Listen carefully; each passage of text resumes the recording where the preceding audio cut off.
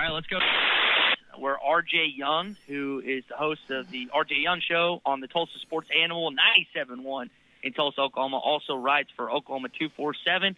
RJ, I know you got your show coming up at 9, so I appreciate you carving out some time for us this morning. Oh, no problem, Hoss. I appreciate it.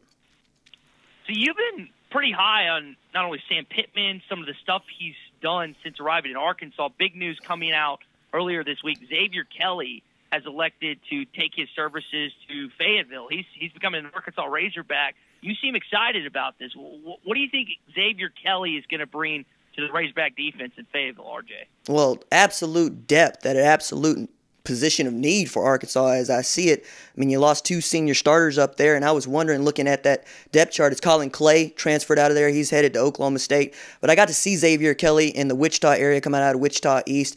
I really liked him. Oklahoma wanted him. Georgia wanted him. 6'4", 305. He's got tremendous twitch, and he's coming with championship pedigree, which I think everybody could use. I mean, that was the thing that I was most excited about when Oklahoma brought in Jalen Hurts. I think you're getting a guy with a ring in your program, and you can't overstate, how big a deal that is, because he understands what it has to look like for Arkansas to get back to where it wants to be. And quite honestly, with the 5 transfers that you brought in, I'm excited. I mean, one of them is a local kid in Levi Draper that I couldn't figure out why in the blue hell he couldn't get on the field at Oklahoma, because out here at Collinsville, I mean, about 20 miles from Tulsa, that kid was all world. I mean, talking about playing both ways, 143 tackles, 6'3", got 4.5 speed. I mean, he was one of my favorites. So I think Sam Pittman is out there quietly. I mean, he's like the long-lost third property brother out there just flipping it. RJ, you mentioned Draper, you mentioned Xavier Kelly, also Feliepe Franks, the kicker out of Duke, whose name I'm forgetting. AJ Reed? I mean, they have brought some guys in, man. And so you mentioned Levi Draper. You've obviously seen him play at Collinsville. You've seen him in Oklahoma, and he didn't. I've asked kind of my Oklahoma buddies and sports radio hosts why I didn't, and sometimes it's just good for a change of scenery, not only for him, but Xavier Kelly. You've called Draper to the destroyer. What's Arkansas getting in this linebacker that was so highly recruited in high school? A friggin' heat-seeking missile, Hoss. Like, I'm telling you. Look, the player that Kenneth Murray Jr. became at Oklahoma after 3 years, right, is the player that Levi Draper could have been. Backstory on Levi Draper. The kiddo comes in with that vaunted 27 clean class at Oklahoma that included Kenneth Murray. Murray was going to play some outside linebacker. Levi Draper has a shoulder injury during camp, and they're so low on the depth chart that they have to move Murray to inside linebacker, and he's the first Mike to start there as a true freshman since 1975. He got the snaps. He got the reps. He became a monster at 6'2", 240 pounds, runs like a deer, but he's not the instinctual linebacker that Levi Draper is. That kid was built to play that position. Now, I understand you got a kid over there. I think his name is Bumper. Help me out here. Poole. Thank you, sir. Bumper Poole. I know that kid can play, and I would love to see them both back there together if they can make it work. I'm not sure whether or not Barry Odom's going to run that 4.25 that he went to in Missouri, but if he does, I think you got a 2-year starter in Levi Draper coming in. I call him Draper the Destroyer because that's exactly what he does in the A-gap. Line him up, and he's going to go get your tail back, and he's going to drop him for a loss. RJ, what do you think the timeline is for Arkansas's program under Sam Pittman? I mean, obviously it's a digging out process from where it's fallen to with 2 wins the past 2 years. How long till they can get back to just being bowl eligible? How long before you see this program being competitive in the SEC West again? Well, hell, they get bowl eligible this year. They're just going to have to fight tooth and nail to do it. I mean, that Nevada game is a toss-up for me. I mean, you got to say that Notre Dame's going to be tough going into South Bend. And then you look at the rest of that schedule, Mississippi State, Ole Miss, I know they got new head coaches, but they're not going to be easy. If they get to 6 games in bowl eligible this year, I think the Sam Pittman deserves to see his salary doubled. That said, 2021 is the year, right? I mean, look, you're bringing in not just a kiddo in Draper who's going to give you 2 years, but you also got Jerry Jacobs coming in for Arkansas State. Xavier Kelly's only going to give you the 1 year, but Malik Hornsby being able to redshirt this year is tremendous. I like Kendall Browse running the veer and shoot out there. If for no other reason, then I think that system only works if your last name is Browse.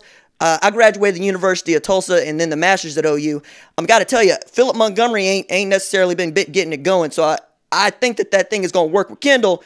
And for whatever reason, it only works with them. But if Feliepe Franks can run it well, you got a shot. I know you got Rakeem Boyd back there, and they want to run it to throw it.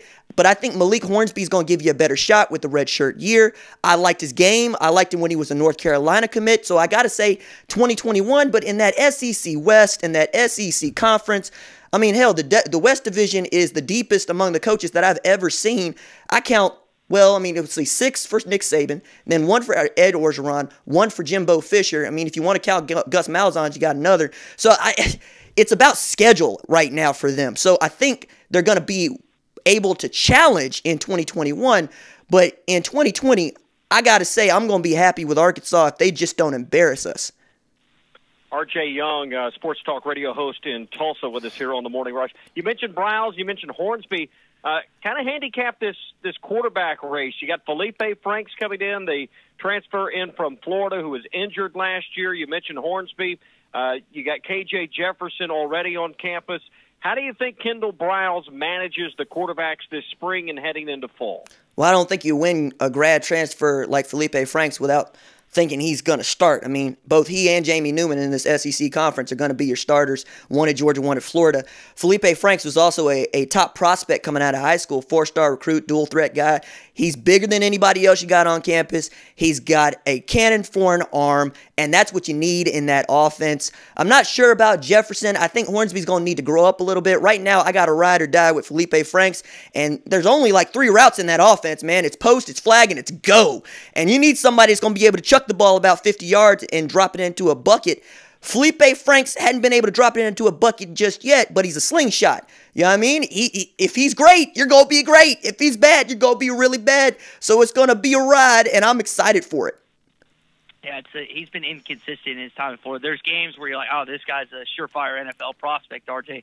And then there's other games where you're like, this guy has no business playing the SEC. 100%. You wonder, you're talking about Browse, you wonder if that's going to work, and we'll see if it does in this upcoming season. RJ, I know this is probably going to be a big topic of conversation on your radio show this morning. We haven't touched on it yet, but we're going to. College free agency, the NCAA looking to change the transfer rules. Have you looked at it? What are your thoughts on that if you have? I'm pro player, man. I've been on top of this since news of the transfer portal back in October 2018. I love the rule. I love it because, one, not every kid that goes in the portal comes out. If you're good, you're going to come out, probably going to come out at a good situation. If you are able to do this the one time, we've seen it work in all of the other sports because it's not allowed in 5 sports, both basketballs, men's and women's, baseball, football, and hockey. Right? I don't know how we ain't got too many hockey players up here, but I love it because the coaches are going to do what they're going to do. You know, and at the very least, they get compensated for the move. I get that everybody wants the kid to finish out, but sometimes it just doesn't fit. Or you bring in, like at Oklahoma, a new coordinator running a different scheme. I mean, at OU, we had the example of a kiddo who was recruited to be a nose, a zero technique. He weighed 335 pounds. Then they fired the defensive coordinator, whom I wanted to see go. They bring in Alex Grinch. Alex Grinch is running a 4-man front where he needs all his guys around 295. So they move that kid to offensive line. Now, just because you can play offensive line doesn't mean you want to play offensive line. So that kid needs to be able to go somewhere where he's going to fit in and get an opportunity to play. Hell, there's 85 kids on scholarship. You can only play 11 at a time.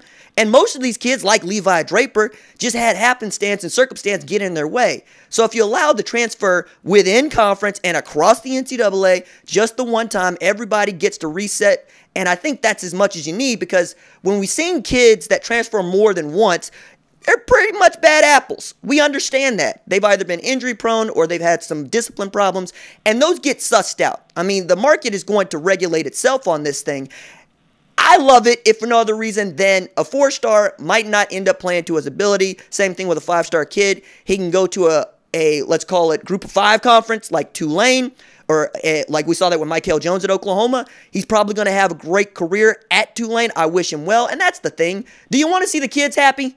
Because if you want to see the kids happy, you're for this rule. If you don't want to see the kids happy, I don't want you anywhere near my sport in the first place.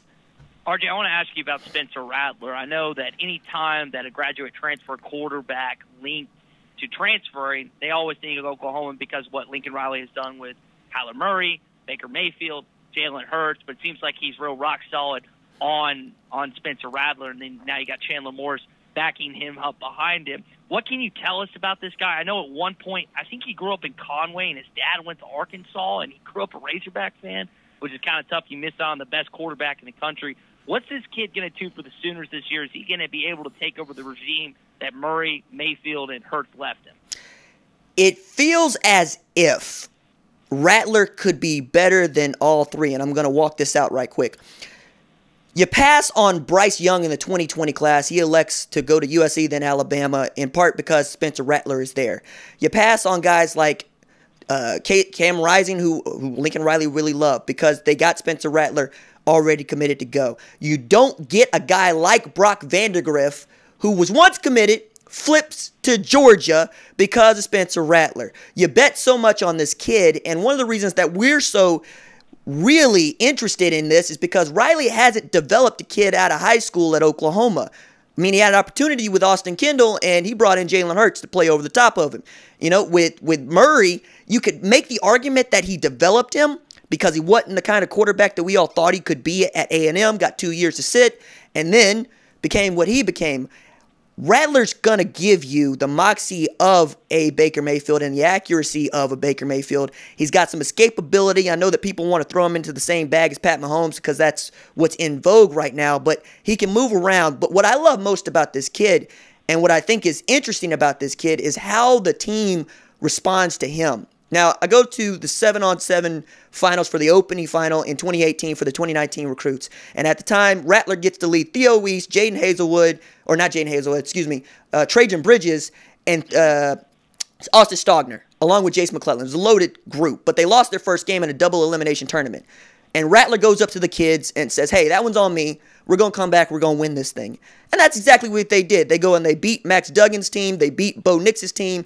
And I asked the wide receivers about it. Remember, they're 5 stars. They're divas in their own right. They said, no, we believed it because Spencer told us. And that's the kind of bond that he's built with those kiddos. And when you think about returning 5 starters on the offensive line at Oklahoma, it's hard not to be giddy about what the kid can do. But the pressure for him to exceed expectations set by Hurts, set by Murray, and set by Mayfield is immense. And in his redshirt freshman year, I'm expecting him to look a lot like Baker Mayfield in 2015, where it's real up and down, but you might throw 30 touchdowns, you might throw 15 picks, but 2021 is the year for Oklahoma, and I think everybody's excited, and they should be. RJ Young, host of the RJ Young Show on the Tulsa Sports Animal from 9 to 11. He also writes for OU 24/7. RJ, appreciate the time, man. I thought you gave some great insight on some of these Arkansas players coming in, and we'll catch up later down the road, man. I appreciate it, Hoss.